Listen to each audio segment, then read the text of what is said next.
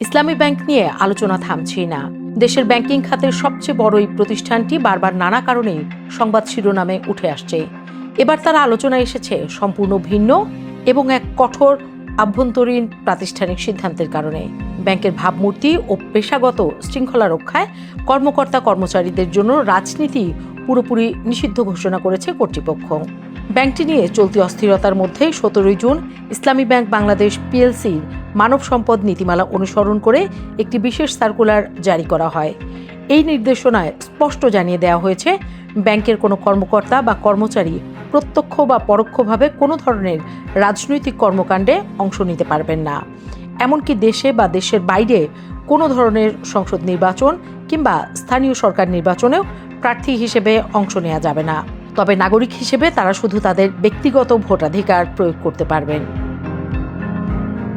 সার্কুলারে আরও উল্লেখ করা হয়েছে, ব্যাংকের মানব সম্পদ নীতিমালার অধ্যায় 6 বর্ণিত সাধারণ আচরণ ও শৃঙ্খলা নীতির আওতায় এই নির্দেশনা পুনর্ব্যক্ত করা হয়েছে।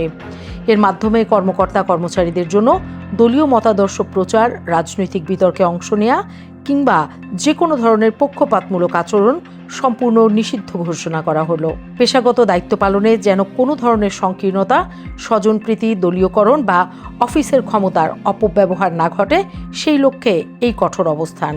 শুধু রাজনৈতিক কর্মকাণ্ড বন্ধ করাই নয়, দৈনন্দিন প্রাতিষ্ঠানিক শৃঙ্খলা বজায় রাখার জন্য আরও কিছু কঠোর নিয়ম বেঁধে দেওয়া হয়েছে। এখন থেকে জরুরি দাপ্তরিক প্রয়োজন ছাড়া কর্মঘণ্টার মধ্যে কোনো কর্মকর্তা কর্মচারী অফিসের বাইরে যেতে পারবেন না। বাইরে যাওয়া এবং আসার ক্ষেত্রে অবশ্যই মুভমেন্ট রেজিস্টারে সঠিক সময় ও সুনির্দিষ্ট কারণ উল্লেখ করে স্বাক্ষর করতে হবে। ব্যাংক কর্তৃপক্ষ হুঁশিয়ারি দিয়ে জানিয়েছে, এর নির্দেশনাসমূহ অমান্য করা হলে তা গুরুতর শৃঙ্খলা ভঙ্গ হিসেবে গণ্য হবে এবং ব্যাংকের মানব সম্পদ নীতিমালার আলোকে তাৎক্ষণিক প্রশাসনিক ব্যবস্থা নেওয়া হবে। ইতিমধ্যে ব্যাংকের সব শাখা ব্যবস্থাপক ও বিভাগীয় প্রধানদের এই নির্দেশনার কথা কর্মচারীদের জানিয়ে দিতে বলা হয়েছে এবং নিয়ম ভঙ্গের যে কোনো ঘটনা ঘটলে দ্রুত মানব সম্পদ বিভাগকে অবহিত করার নির্দেশ দেওয়া হয়েছে। ব্যাংকটির এই নতুন পদক্ষেপ এখন ব্যাংকিং পাড়ায় বেশ তোলপাড় সৃষ্টি করেছে। সম্প্রতি ইসলামী ব্যাংক কার এবং ইসলামী ব্যাংকের দখল নিয়ে সংসদ থেকে সংসদের বাইরে সমান আলোচনা সমালোচনার ঝড় উঠেছে। এস আলমের কবজা থেকে ব্যাংকটি আবারও জামায়াতের কবলে পড়েছে বলে অভিযোগ করেছেন এক পক্ষ।